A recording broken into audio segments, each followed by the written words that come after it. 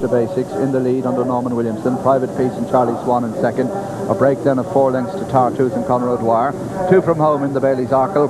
Mr. Baxter Basics from Private Peace and Tartooth as they run the home turn. Mr. Baxter Basics leads from Private Peace in second. Tartooth in third place and comes under pressure, and they're a long way clear of Moses Prey as they round the turn and race up towards the final fence. It's Mr. Baxter Basics from Private Peace in second, the gap then to Tartooth, and Moses Prey is staying on in behind them now, not that far away as they come towards the final jump. Mr. Baxter Basics the leader from Private Peace, a gap to Tartooth, and Moses Prey staying on behind them. But over the last, Mr. Baxter Basics, Private Peace on the near side, and they're chased by Moses Prey, putting in a big effort now on the outside.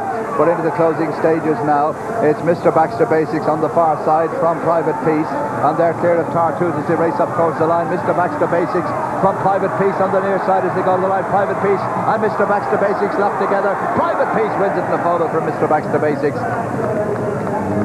Charlie Swan and Norman Williamson. Charlie Swan, Private Peace, Norman Williamson, Mr. Baxter Basics. They pulled a long way clear. Private Peace looks a little bit of a character, Alistair, in as much as, not that he's ungenuine, just that he didn't want to be in front too long, because he never really looked like winning that. You'd half think both of them were a bit of a character, actually. I mean, Mr. Baxter Basics is not doing an enormous amount, but he always looked as if he was actually going to win it. But the grey one does get up, I mean, game, certainly. And Cathcart bound, as you said, meet Jack Doyle. Well, we'd seen Private Peace the time before, over 2.5 at Leopardstown, went clear, just got pipped. Without putting you on the spot, Irish form versus English form, with Jack Doyle just there. We've got Celestial Choir that may run, and you've got, I suppose, a chance that one of the good 3-miler, 2.5-mile horses, established horses, might take part as well. I mean, it's really going to be a cracking Cathcart. It's already looking like it's easier to make out what the Cathcart's going to be like, and a real quality renewal, than, say, the Sun Alliance at this stage. I mean, Cathcart looks good, though I'm very taken with this Jack Doyle. I thought that was a notable performance. If you like, he's given them a start, he's picked them up, and he's given weight, this big allowance that you make so much of, and a right to do so. It's a thumping allowance the Cypher Malters get, and really Jack Doyle has gone and done the job, and 3 times in 3 weeks. This is a progressive horse.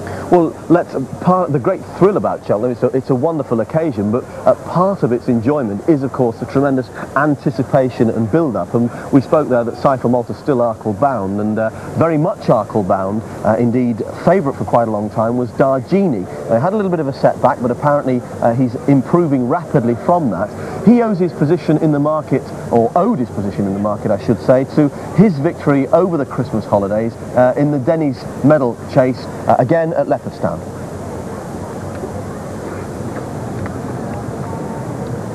Claron Davis and Denoli are recent winners of this, and Dargini, who's a beautifully bred horse with a flat pedigree, a most imposing animal. I've seen him several times over hurdles, but I have to say, I always thought he was a little bit soft in that he didn't find much. Oh, look at him here, Alistair, absolutely cruising.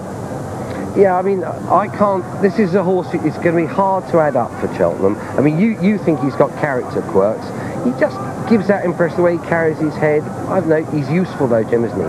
Yeah, this is his first run over fences, in fairness to him. Space Trucker back in third, and you can see perhaps what I mean a little bit. It looks as though he wins comfortably enough, but maybe didn't find quite as much as expected. Magical Lady, good hurdler.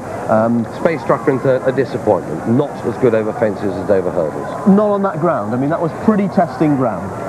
Just, I think, being overall, I thought Space Trucker would make a nice novice chase, as a lot of people did. Basically, it hasn't happened. I think Jamie Osborne thought he might. Yes, not on Jamie Osborne's dinner party list either, for obvious reasons. But I just think, you know, I mean, Jessica Harrington, I thought, would get a lot out of this horse over fences, and it hasn't happened.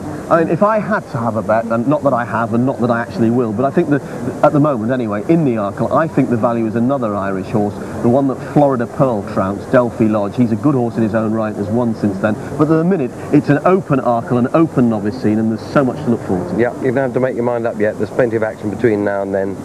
Make your mind up on the day. Well, let's get up to date with what we've actually had at other parts of the country. Young Hustler and Amtrak Express. Amtrak Express led again, a great jump.